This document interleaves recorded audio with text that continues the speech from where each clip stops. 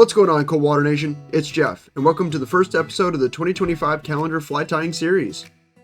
Each month, I'll show you how I went about tying the corresponding fly from the 2025 Art of the Fly calendar by Paul Twitchell, as well as provide a bit of background to the history of that pattern. Today, I'll be showing you how I tied an Adams Caddis for the month of January. Based on two classic patterns in the Elk-Hair Caddis by Al Troth and the Adams Fly by Leonard Halliday, this attractor style pattern not only looks like a wide variety of insects, but also is high floating, which makes it great for dry dropper setups. So without further ado, let's head over to the bench and get started on tying an Adams Caddis.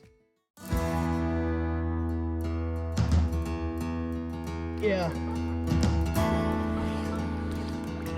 There he goes. Oh my god, look at that! Look at that toe! The squirmy worm is an effective and very deadly fly.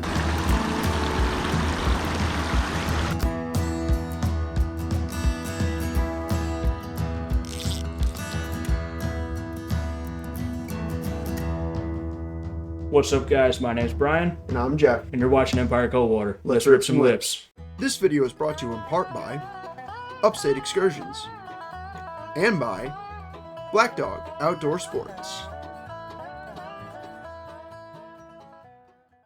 First, I'll take a size 12 curved nymph hook and get that settled into my vise.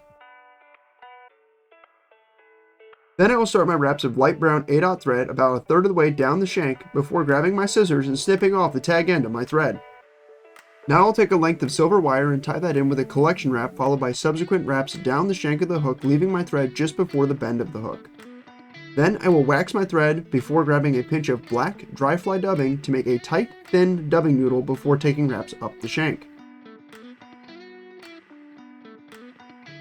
Now I will grab my silver wire from earlier and take wraps up the dub section of my fly before securing it in place with some crossing wraps.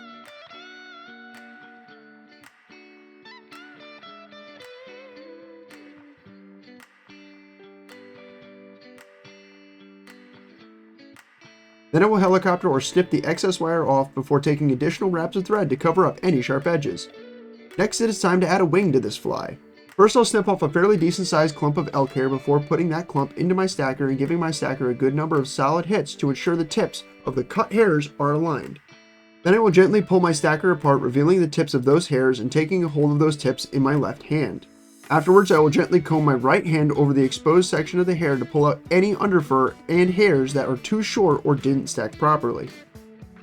But after fussing around with that clump of elk hair, I will take the clump in my right hand and measure the clump to be about 2/3 the length of the whole hook before taking the tips of the hair in my left hand and securing the hair to the fly with a few tight wraps of thread before snipping off the excess hair.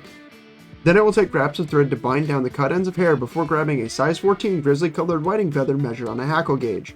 Once I've selected my hackle feather, I'll strip about 1/8 inch of the fibers from the end of the feather and secure that to the fly, leaving my thread just behind the eye of the hook.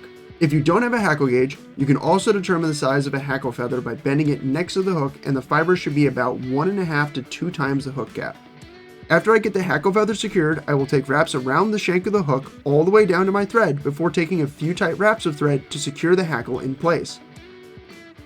Now I will snip off the excess grizzly hackle feather, as well as any trapped fibers, before taking some additional wraps of thread to build up a small head for the fly.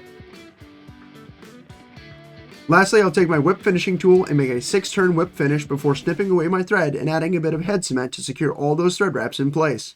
And that's all there is to tying an Adams Caddis. If you enjoyed this fly tying tutorial and you want to see more like this one, leave a like, comment, and subscribe so you never miss a new video. That's all for now. Tight lines, everybody.